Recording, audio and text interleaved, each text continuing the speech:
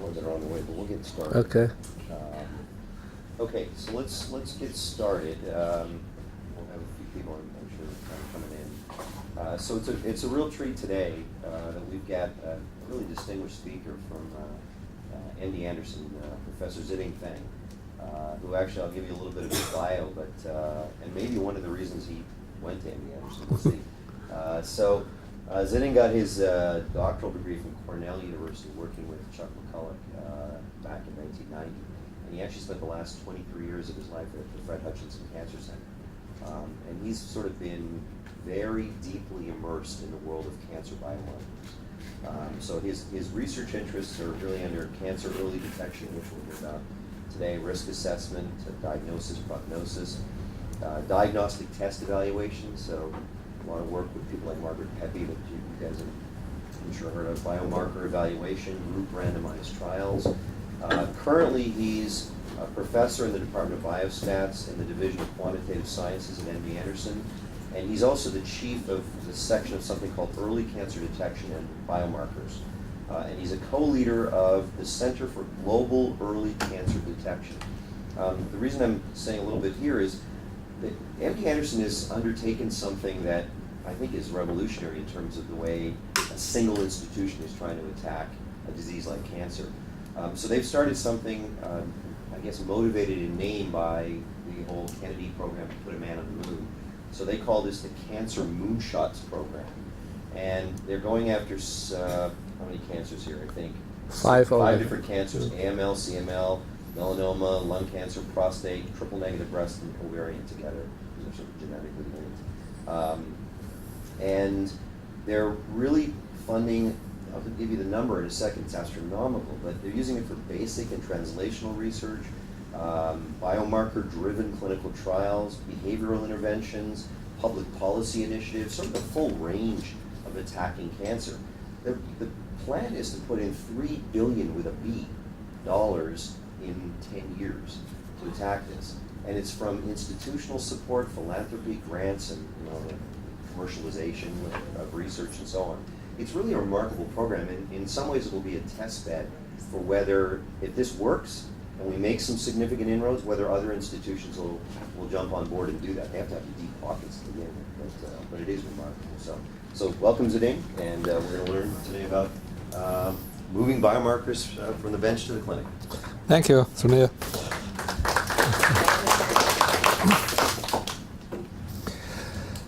So then I'm really happy to be here and then to meet colleagues. Here is first is disclosure. So here I served as a consultant and a key opinion leader for the gene probe company for their PCS3 trial. Now the test has been FDA approved. So now it's out of my picture. So the main message of my talk is I think we biostatisticians should be a scientific partner, and back to time in Cornell when in 1987 when our founding department chair, Walt Federer, he retired. He gave a retirement talk, and then he said that in all his 50 years career, he only advanced from a statistical consultant to scientific consultant. He said that's all he changed in the 50 years. I did not fully understand that, but the more time now, now be out here, and then more I think, yeah, that's really true. And then I wanted to add, it's not only just to be a scientific consultant, be a scientific partner, because a partner is more than just a consultant. So, and that's the best way of using our talents to advance science and medicine, and also to get a more methodology and to relevant methodology work and more fulfilling. And for our colleague scientists, so then I hope there are some here. Maybe they are not here, but that's the message I give to MD Anderson people and to Hush is not just for using us as calculating sample size and meet the need of the study section. We are very valuable partner in the scientific endeavor, particularly the larger scientific enterprise they want to build, the more important then our rule will be. So then I hope you see coming from my talk, then my point will be able to come across. Those acknowledgements are my colleagues.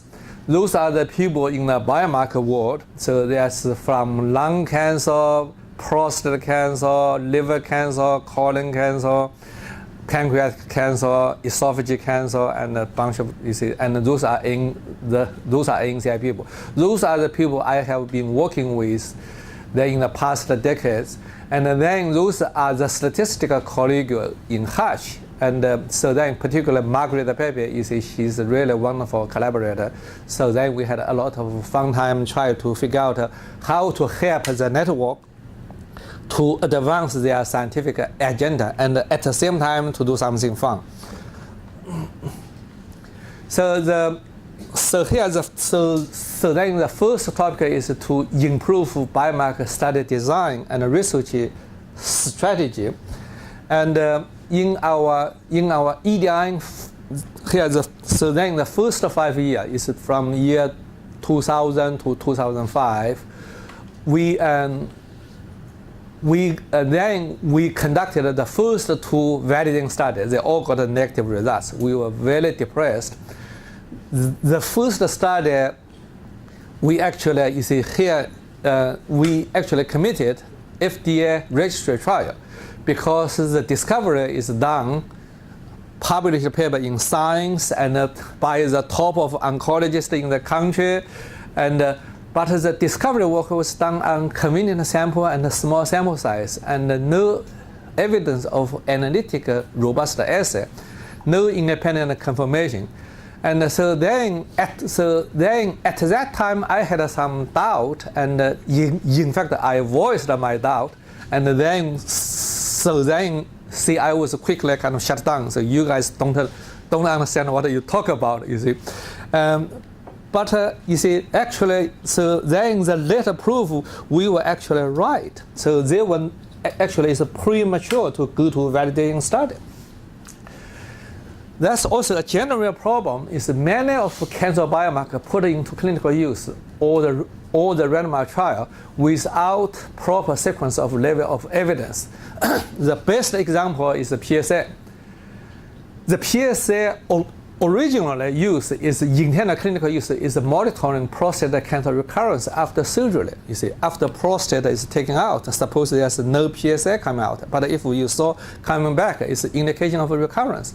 But then it has been widely used for the screening in US, cause overdiagnosis and overtreatment, and the randomized trial PSUs is many years after the clinical adoption. And have a lot of contamination issue because the control arm, about 40% actually go to, then they had a PSA testing. So then it's very difficult to evaluate the new biomarker in the prostate area. Any new biomarker, you have to deal with the PSA issue because it's widely used. So then if you think about the 3 phases of the therapeutic or drug trial, we really do not have similar type of phase for the biomarker. And that's back to the year 2001, year 2000, after we got funded for Coordinating Center for Early Detection Research Network. Then we thought we really need to have a better strategy and a roadmap for biomarker development. The idea is we do need a kind of order the phase of the development and parallel to the drug. What's the rationale for the development and the clinical adoption, and then the people can agree on the rule to measure the readiness. And so then we had 5 biostatisticians. Then we spent a few months mainly talking about this. How can we have a roadmap? Then we can propose. So that came out. Then it's 2001. The JNCI paper is we call 5 phases of biomarker. So then Yeah, so okay, here is objective. On the right column is objective of each phase. On the left column is the characteristic of each phase.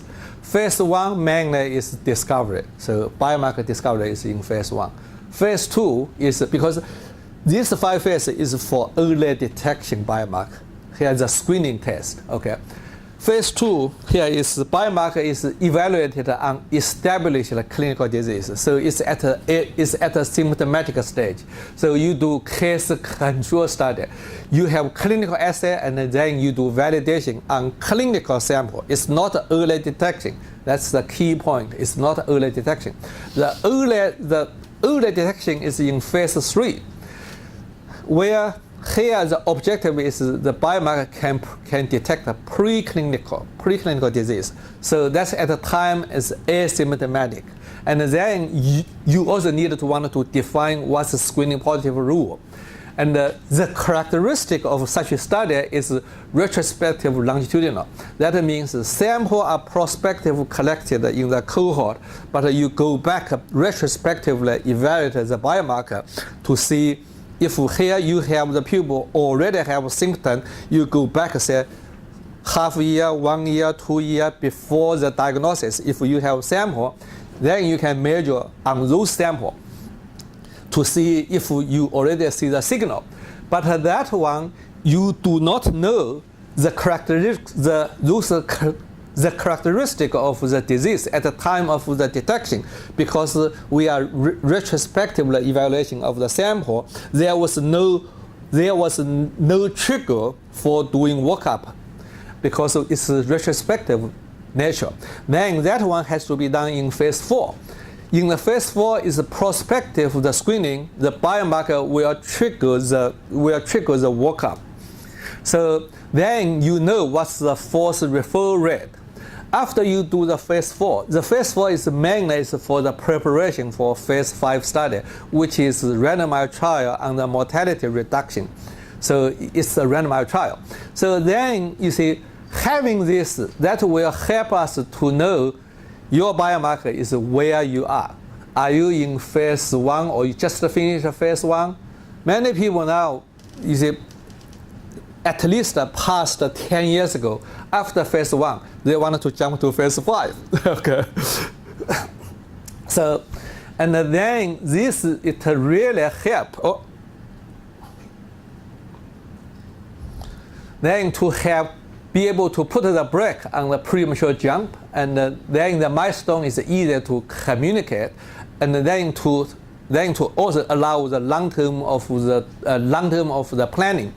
And in fact, NCI, the DCP, the division director, Barry Kramer, they founded EDIN, and he said the 5-phase guideline is the most important intellectual contribution EDIN made to scientific community, because he said after we have this, now the people know where they are in their biomarker.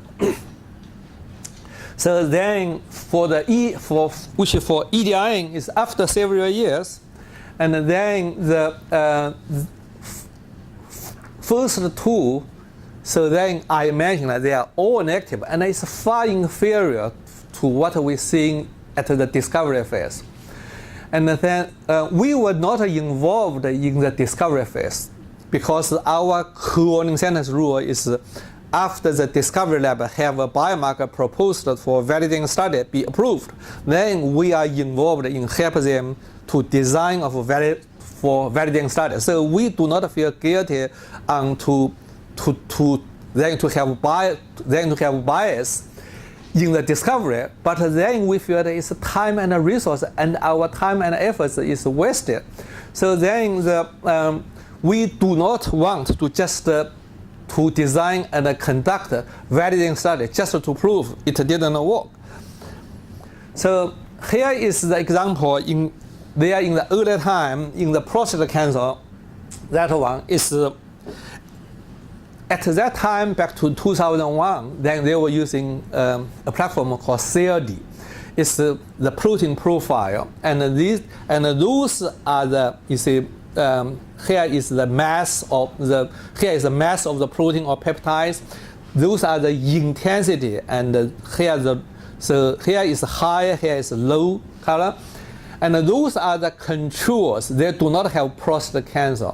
But we have ordered by the blood draw date.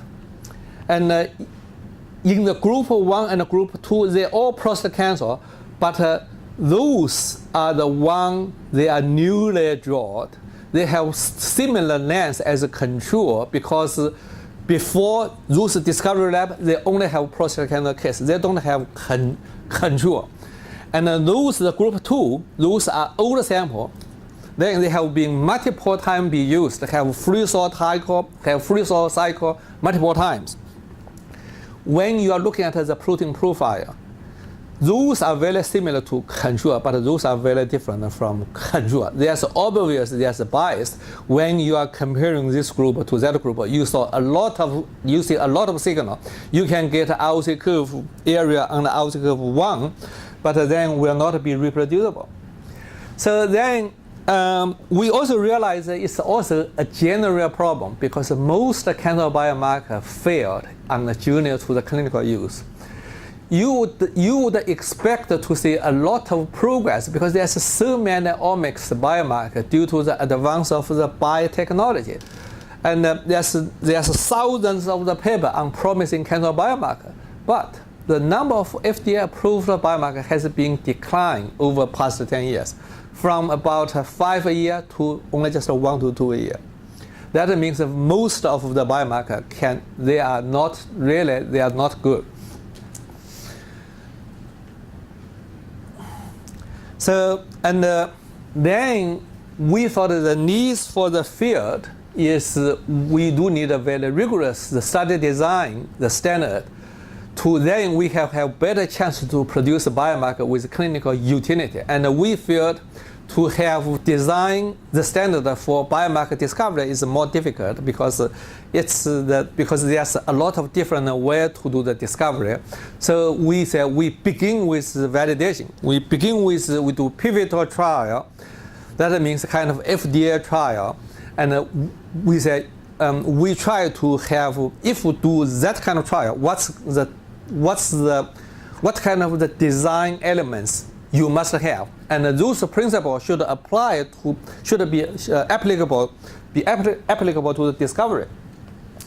So then we have 2008 we have a paper called PROOP, which is a prospective sample collection retrospective blinded evaluation.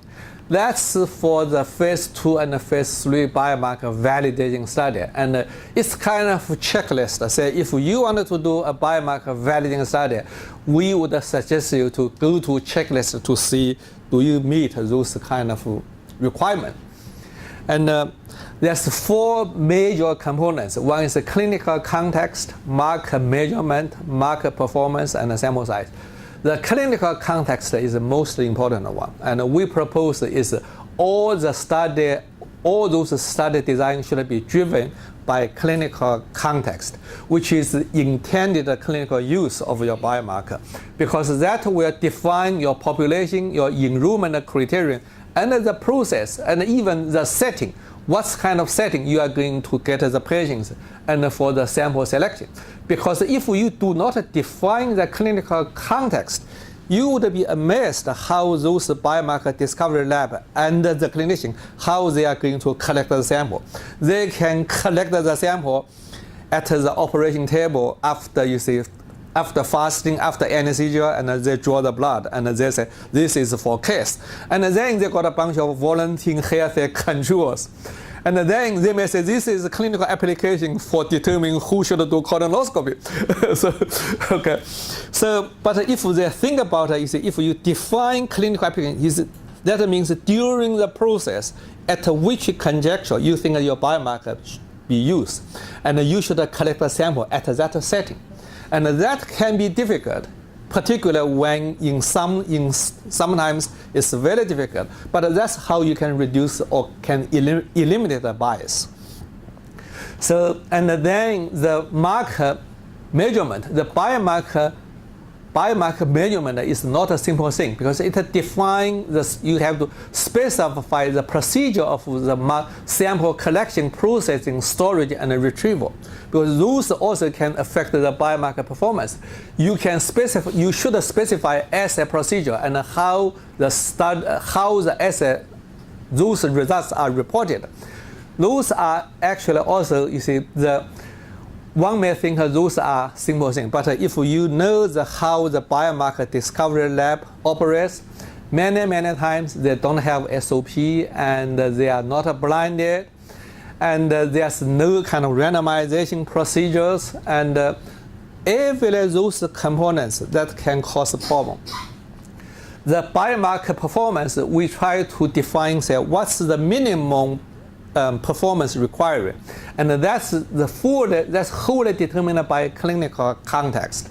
Sometimes you want to emphasize high sensitivity, sometimes you want to emphasize high specificity, and so all you see. So here you see in the clinical context, when you do study design, there's matching is very popular to use, but when you matching the case and the control on factor relative to the biomarker, you have to consider the limitation when you can, after you done the matching, can address the scientific question if there's a bias in reporting PPV, NPV, or the sensitivity and the specificity, because the matching kind of create an artificial population may not be same as your clinical population, your target population.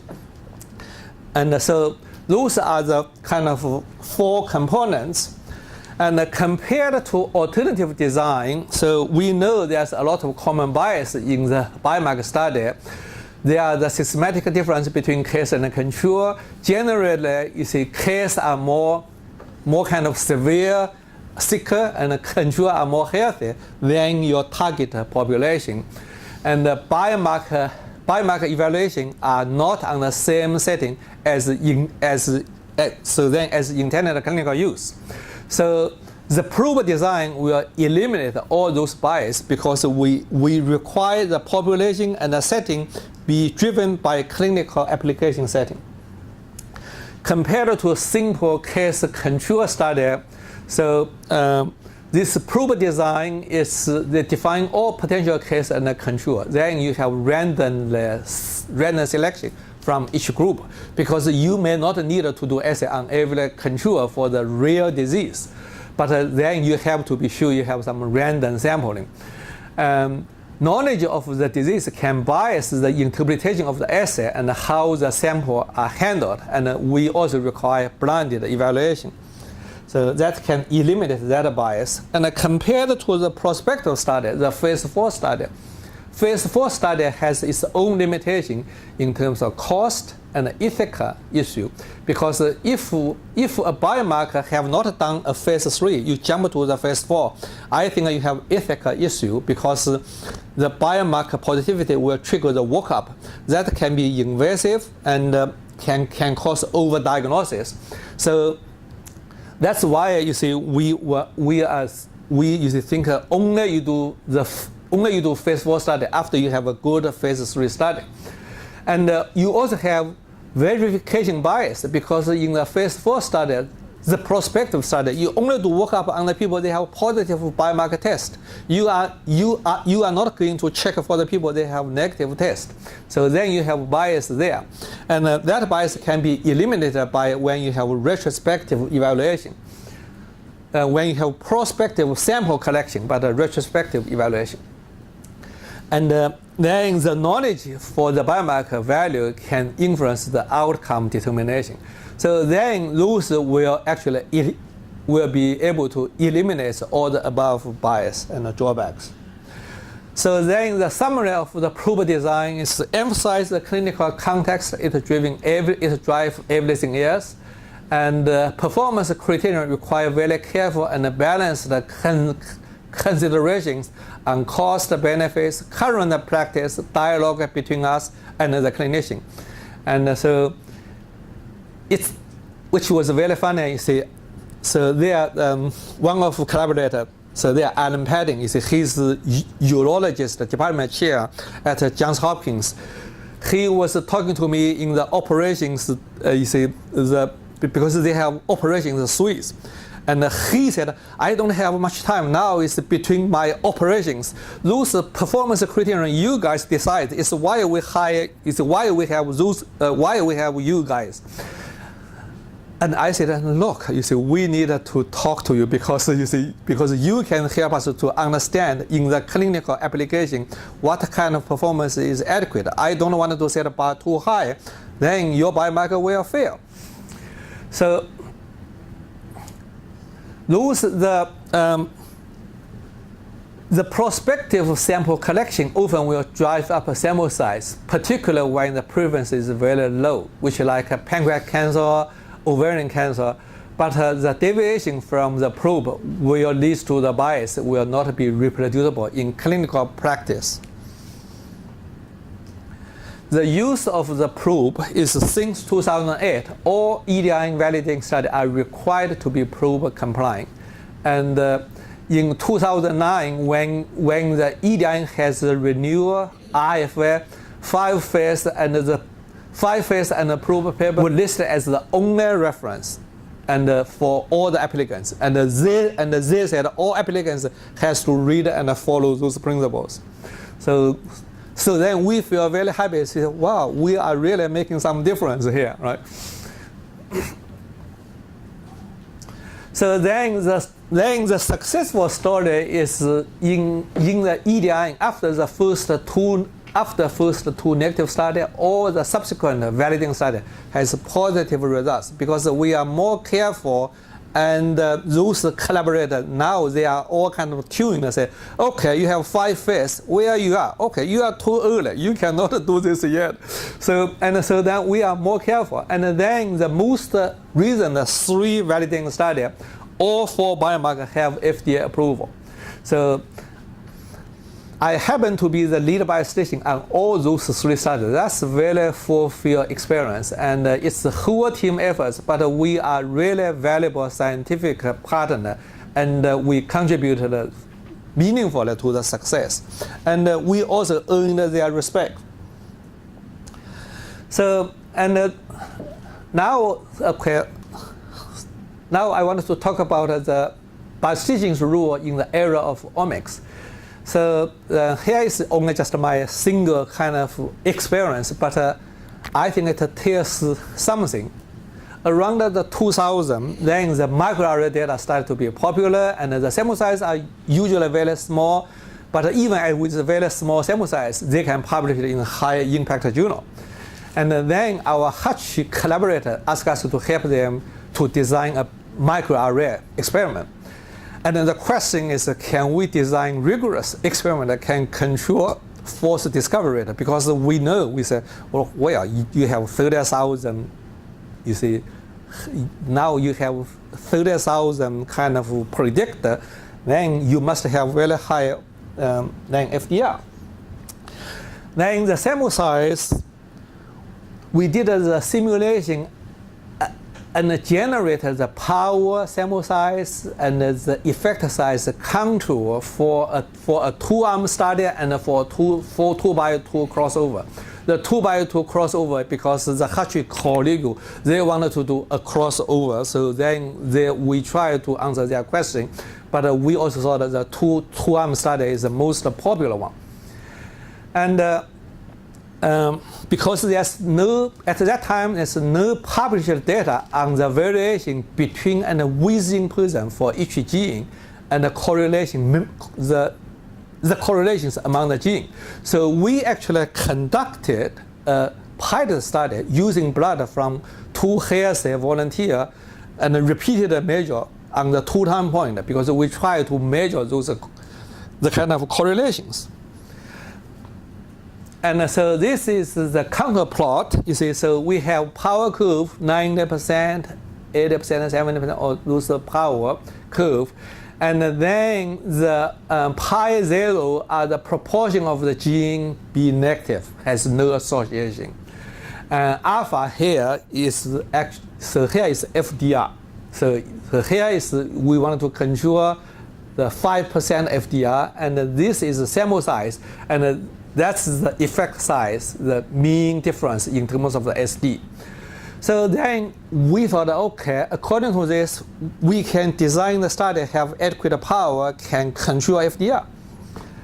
But then we had a difficult time to get it published because we thought we first wanted to submit it to the bioinformatics and biology journal because we thought that's where they do a lot of small study and we really doubt their power.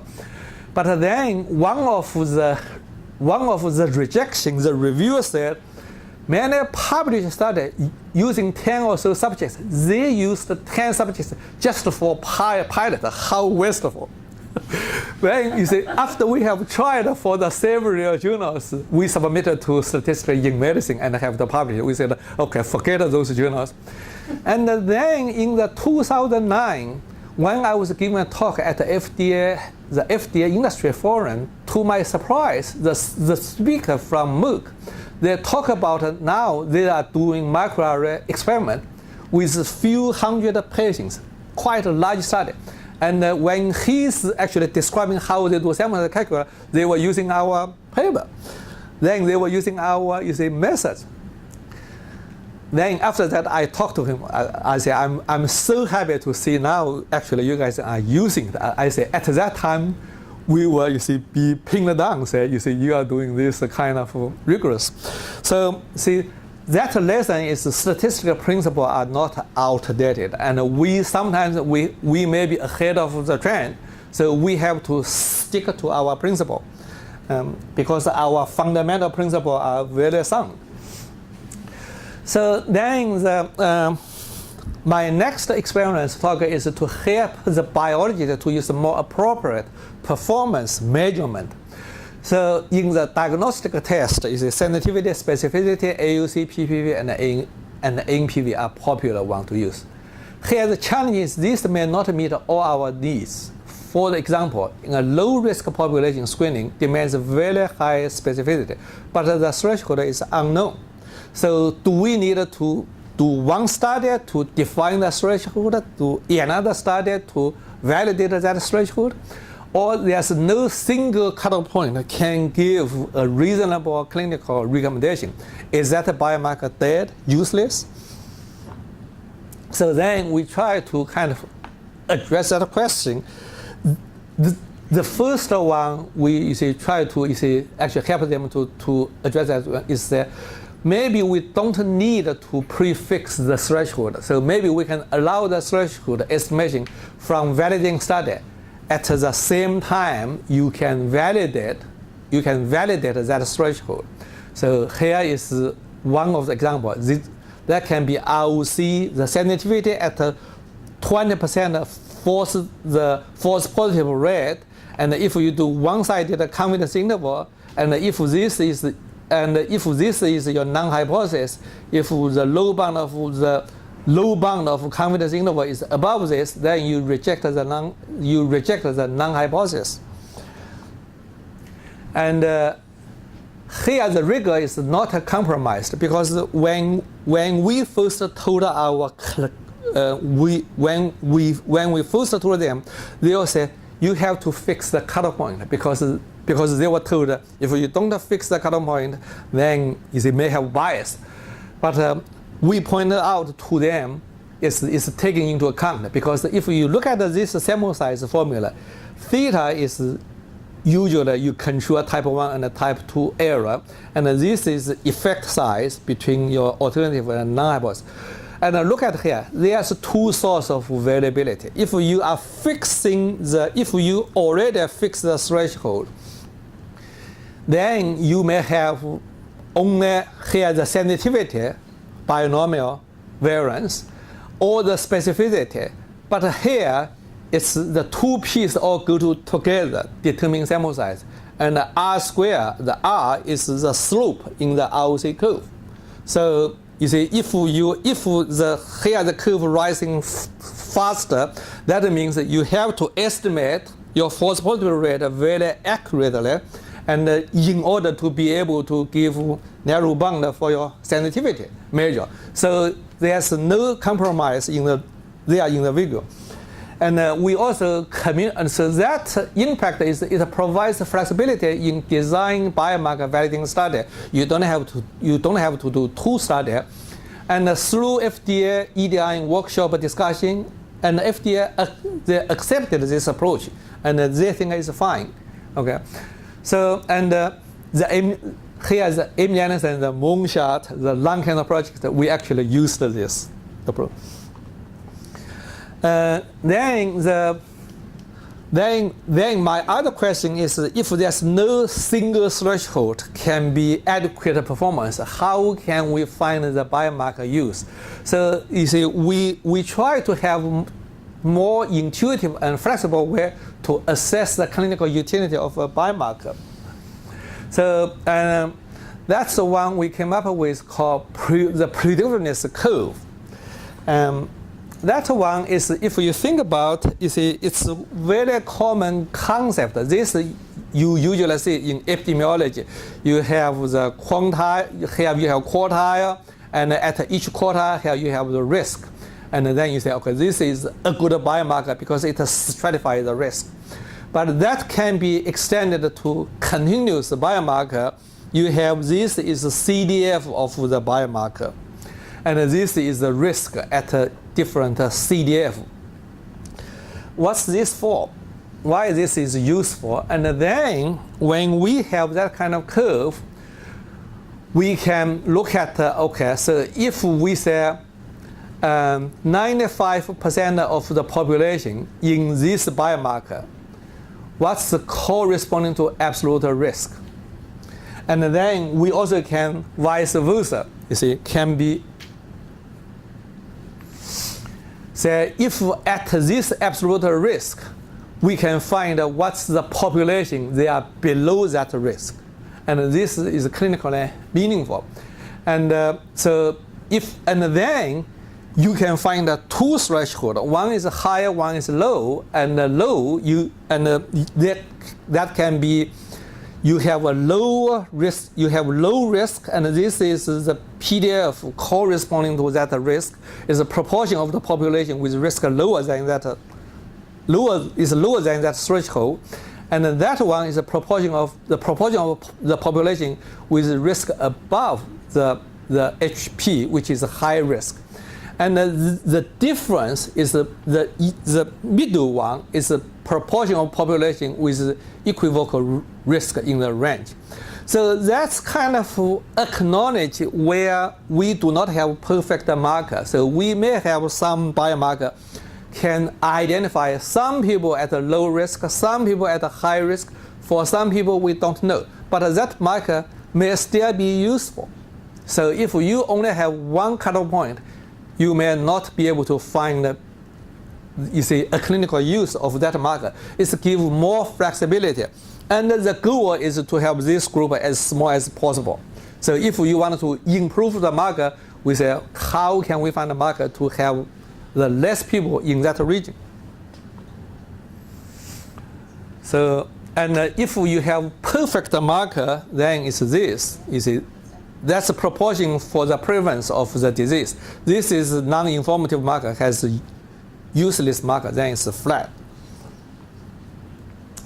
So then one can also do the integrated plot. So that's in the next slide. Is you can also draw this plot and then to have the sensitivity and the false positive rate also in terms of the distribution of the marker. Then for any of the cutoff point, you can find the corresponding sensitivity and the false positive rate, and or the vice versa. So by doing that way, you basically allow the people to think about from different angles. How can a biomarker may have some use? So this is another example of using, here is using a low threshold with a very high sensitivity, 95% sensitivity. That one corresponding to 37% for the positive rate, and the absolute risk 0.1 One is 1.3%. And what's the number of here is the proportion. You have about 40% of people have above that risk. So basically, here I said the usefulness of this approach is to be able to allow people to have the different way. And then we apply that to our PCA3 trial. This is the famous PCPT risk calculator for prostate cancer. PCPT is a large cohort study, and they are using that cohort study to have a prostate cancer risk calculator. And when that calculator, you add one biomarker, PCA3, now you have much better the risk stratification. So for the PCA3 validating study, we actually use the two thresholds. One is the PCA3 bigger than 60, high risk for prostate cancer and high-grade cancer, encourage biopsy, mainly applicable for initial biopsy population. If PCA3 less than 20 is a low risk for prostate cancer, encourage skip biopsy, mainly applicable for repeated biopsy population. If you are between this, and we may say this biomarker unable to tell you, but you follow the current clinical practice. So then maybe it's my last one. Oh, okay, how many minutes do I have now? 10 minutes. Okay. So, and here is, on the study design, how to make most efficient use of the previous sample. Because we saw in the most early discovery, those biomarkers will not pan out. So if we see enough evidence the biomarker doesn't work, we should stop assay on remaining sample. But if it's promising, we usually want to complete, not terminate for efficacy in most settings. So then the performance estimation needs to adjust for intra-analysis to get unbiased estimate. So the group sequential design is kind of different compared to clinical trial. We do not have ethical consideration, but we want to save resource, and we also want to improve the efficiency, because now a lot of the biomarker study is say, okay, so if you have, and you only can do it on the test set. If you think about it, if you do the interim, actually the second part is the test set. But if you only do on the test set, you are only using half of the sample. So if the study reaches the full sample size, the unbiased estimate of the biomarker performance is important to design next phase validating. So we want a conditional unbiased estimate. So then actually, then we proposed three conditional unbiased estimate. One is the conditional UMVUE. Here is using sensitivity as the example. Stage 2 is after the interim, is the second stage. So because the second stage is unbiased, so this is unbiased estimate of sensitivity. And here the sensitivity is if you calculate the sensitivity on all the data, it's biased, because you go to the second stage, only you see positive results at the interim. C equal to 1 is indicate you go to the next stage. So, but we want we want a uniform minimum variance unbiased estimate. So that's the one we propose. And we also can do the whitehead type of the median unbiased estimate. It's kind of calibration, because you try to find the beta such that you observed the biased estimate in your data have half of the chance to see it. So that's kind of, you are doing calibration. So contrast to the therapeutic trial, which they want a marginal unbiased estimate. And then because they are using both stage 1 and 2, because they may quit the study and actually use the stage 1 data if C equal to 0, if they did not pass the interim. So their unbiased estimate is based on stage 1 data. And then this part is biased downwards. This one is biased upwards. And then because they are averaging about both, then they can get an unbiased estimate. And then we thought, this may be, not only in our setting where we really don't care about this. If they do not pass, the estimate of the biomarker performance is not of our interest. We don't care. So we only care about this to be unbiased. So then that's why we have to use this approach. And we actually think maybe our conditional UMVOE maybe is even better for therapeutic setting, because this one is you are kind of making combine 2 runs to make it correct. So we applied this for PCS3 trial, and after the first 300, then we have interim analysis. We have the stopping rule. If the upper bound of this does not reach 55 or 75, and then we are going to quit. And so they are both, and they actually both are satisfied, and the UMVOE estimate were used. So this is the simulation, and to show, you see here we have both the whitehead, median unbiased, okay, so, and the mean, okay, so one is median, one is mean, this is the UMVOE, and this is, so they all have very low bias compared to true value. And if you are using all the data, you have bias here. And if you are doing only stage 2, that's you are only do test set, you don't have bias, but you have large variance compared to our estimate.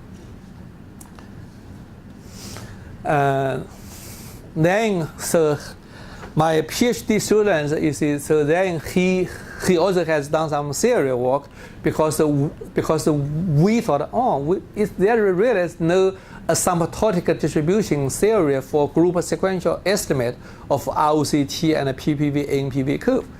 So then I suggest him, I say, why don't you try to see if you can work out this? And he actually worked out using the empirical process theory to show the joint ROC curve and the PPV NPV curve follow Kiefer process. From that, he can derive a asymptotic distribution and show they have independent increment property. So, and that's published in the End of Statistics. So, okay, so now we are also contributing to large multi-center for validating study. For all the validating study has to be coordinated by us at Hutch.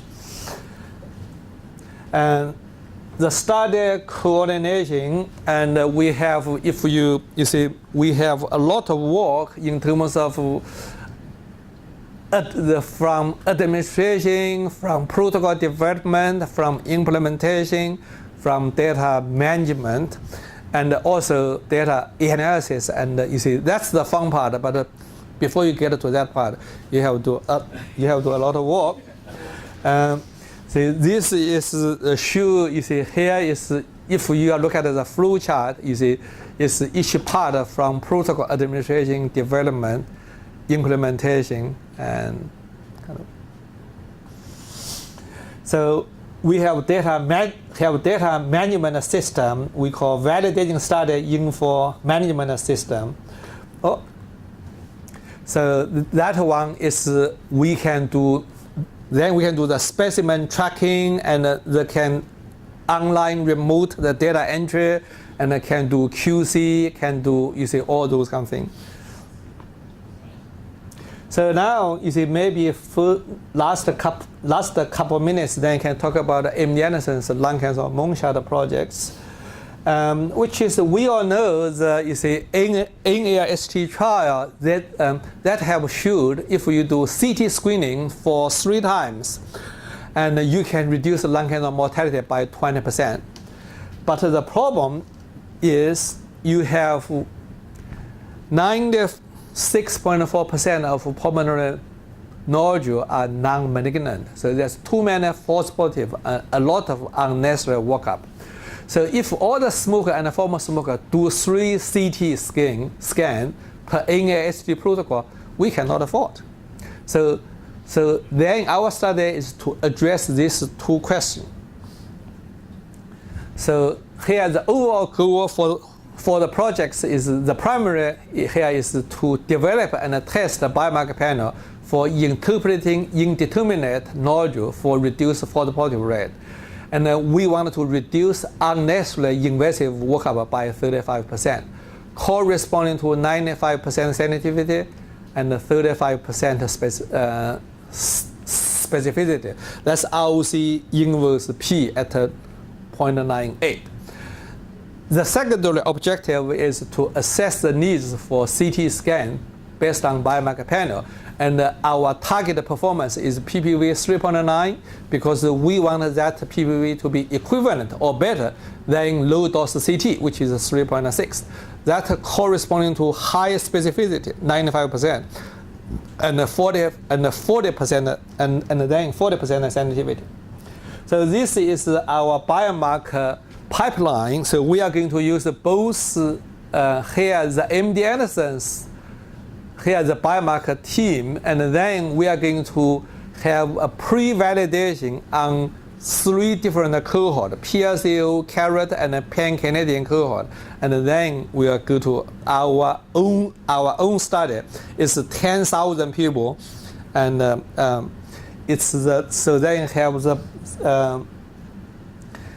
that will be 10,000 people. We kind of estimated will cost something like $50 to $80 million. So initial validation is constructing of a panel, refine and nail down a panel on 3 different cohorts. And then the marker panel plus imaging and risk model will be validated in 3 CT screening cohorts. That one will be in Germany and China and Brazil. And so we already have agreement then with Germany and China, and they also wanted to work. They also wanted to work with us, but they want money. And so China and Germany said they have money. So now that's our early application. Want to do validating of the panel in 2016. That's our goal. My next study at MD Anderson is to trans-Texas the HCC, the liver cancer early detection, because Texas has a very high liver cancer incidence, several folds of national average. So then we, Laura Britta and I have, she and I have organized a consortium, have multiple Texas, the kind of institution to address that issue. So now we have identified 7 different institutions and about 6,000 cirrhosis patients in the 7 institutions. They agreed to participate for that study. So now next challenge is to actually to find the money to do it. So that will also cost the kind of maybe $10-20 million, you see, to do that study. So we have identified the 4 projects for that study. You see, improve surveillance with biomarker and elucidate etiology in Texas. Why in Texas has high liver cancer incidence, and improve surveillance process, identify initiation, compliance, workup, and treatment. Develop a new biomarker to feed the pipeline. So, and the coordinating center then will be run by me at MD Anderson. So the conclusion of my talk is we are in good position to make a contribution to larger scientific enterprise. The key is we need to be deeply engaged as a scientific partner. We cannot sit in our office and wait for them come for the consultation. And in fact, the Transstatus cohort, I actually went to each hospital to talk to the hepatologist. I went to Baylor, Methodist Hospital, and then get them agree to join, because they may not have the vision, you see, how to do it. So we may actually have that vision, right? So then my other point, maybe for the people they are not here, is the collaborator.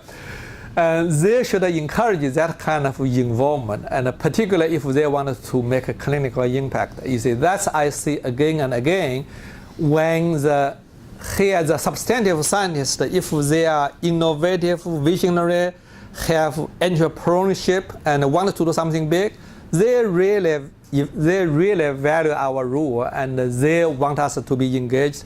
They actually give us whatever we ask for.